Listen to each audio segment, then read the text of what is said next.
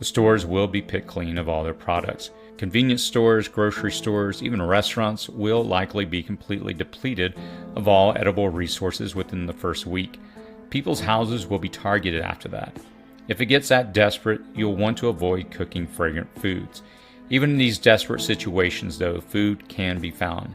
I suggest having some long shelf life energy bars and freeze-dried foods as the food you can carry. You can easily stow in your vehicle or in your bag enough of these to get you and maybe another person through a short period. That time may be enough to get you home or to a safer location where long-term food solution can be developed. You might also carry a few well-sealed packets of honey. The sugar boost from these can keep you moving. Powdered protein drinks can provide you with the needed calories and can give you a feeling of fullness as you travel with safety. In addition to what you carry, you need to know a little about foraging from your environment. The average person in my neighborhood will walk right by one of the many fig trees or pomegranate trees that grow in my community. They simply don't know what they are when they're growing in their unprocessed forms. In many city parks and suburban environments and over fences, a person can easily find lemon, orange, olive, peach, apricot, persimmon, walnut, mulberry, fig, apple, cherry, and a few other fruit trees.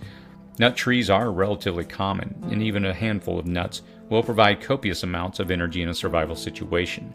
However, fruit and nut trees won't be found in truly urban environments because of pollution, growing environments, and a lack of care and maintenance. Still, food resources can be found growing in an urban setting. Some cities are even experimenting with edible landscaping in parks. Know the area is likely sprayed versus intentionally created or wild green spaces. Note the basic herbs, grasses, and flowers that can easily be eaten, and note their location. Those Delilah flowers you walk by on your lunch break have edible bulbs.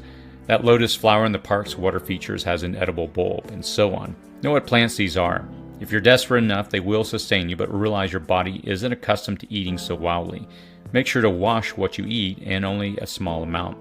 A raw tuber can have starches that your body can't even break down, and that can stop you in your tracks with debilitating gas. Take a walk and do the research. An application like Google Lens can help you identify plants. Finally, stay ahead of the competition for food resources. Just like every other desperate person will eventually be thinking, vending machines hold large amounts of food. Businesses without refrigeration may be more than willing to sell you something from their coolers for whatever cash you may be carrying rather than to let it go bad. You only need enough food to either get home or get out and away to a resource-richer environment. Fire. Fire is the fundamental long-term survival element. Without it, you can't purify water, stay warm, see in the dark, and more. Fire is not without a host of precautions. A fire attracts attention, whether that is light at night, smoke by day, or the smell of smoke at any time.